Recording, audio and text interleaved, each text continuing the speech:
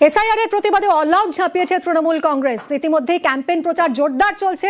এরই মধ্যে SIR war room, রাজ্যের প্রতি বিধানসভা কেন্দ্রে ওয়ার রুম ব্লক ভিত্তিক হেল্প ডেস্ক চালু করল তৃণমূল। প্রতি বিধানসভা কেন্দ্রে একাধিক ওয়ার রুম। শীর্ষ নেতৃত্বকে রিপোর্ট বিধায়ক সাংসদদের। কয়েকটি জেলায় বিশেষ নজর রাখছে তৃণমূল নেতৃত্ব।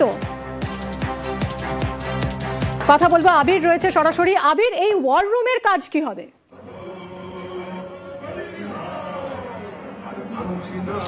দেখো, আজকে যখন মিছিল হচ্ছে তখন একই দিকে হচ্ছে গোটা রাজ্যের বিভিন্ন জায়গাতেও তৃণমূলের তরফ থেকে যে প্রত্যেকটা বিধানসভা ভিত্তিক ওয়ার রুম শুরু করে দেওয়া হচ্ছে এবং এই ওয়ার রুমগুলোতে বিধায়করা যেমন থাকবেন তেমনি সাংসদরাও সপ্তাহে 4 দিন করে গিয়ে বসবেন।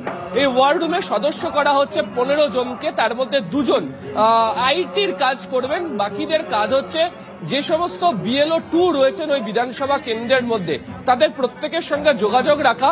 বিএলও 2রা বিএলওদের সাথে বাড়ি বাড়ি গিয়ে বিভিন্ন বাড়ি ভিত্তিক যে তথ্য পাচ্ছেন সেই তথ্যকে তৃণমূল কংগ্রেসের যে নিজস্ব অ্যাপ দিদির দুধ, সেই অ্যাপের মধ্যে দিয়ে আপডেট করে রাখবেন।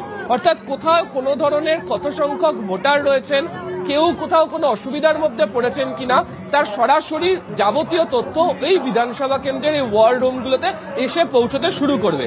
দ্বিতীয়ত হচ্ছে, অনেকের ক্ষেত্রে অভিযোগ করেছেন যে 2002-এ তারা তাদের নাম কোনোভাবে ভোটার তালিকাতে ওঠেনি, পরবর্তী সময়ে উঠেছে, তারা ভোট দিয়েছেন, তখন তাদেরকে কি করতে হবে? অনেকের ক্ষেত্রে প্রয়োজনীয় বা গুরুত্বপূর্ণ নথি সেই মুহূর্তে হাতের কাছে পাচ্ছেন না, সেক্ষেত্রে তারা কি করবেন? এই যাবতীয় বিষয়গুলোকেও ব্যবস্থা করে দেওয়ার দায়িত্ব এই সংশ্লিষ্ট এলাকার যারা বিধায়করা রয়েছেন এবং তারা যে টিমটা সাজিয়েছেন তাদেরকে দায়িত্ব দেওয়া হয়েছে, তারা করবেন। রাজ্যের 294টা বিধানসভার মধ্যে সবকটাতে ওয়ার রুম থাকছে। একাধিক বিধানসভাতে একের বেশি ওয়ার রুম তৈরি করে দেওয়া হয়েছে। আবার যে সমস্ত জায়গাতে তৃণমূল কংগ্রেসের বিধায়করা নেই সেখানে জেলা সভাপতি, পার্শ্ববর্তী এলাকার যিনি বিধায়ক বা সাংসদরা রয়েছেন তাদেরকেও বাড়তি দায়িত্ব দেওয়া হচ্ছে। ফলে সবাই মিলে এই ওয়ার রুমের প্রতি নজর রেখে মূলত যে জনসংযোগের কাজ সেরে ফেলা হবে।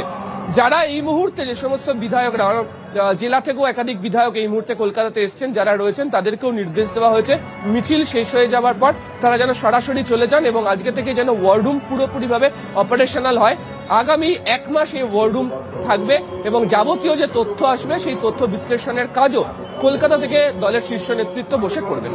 ধন্যবাদ আবির।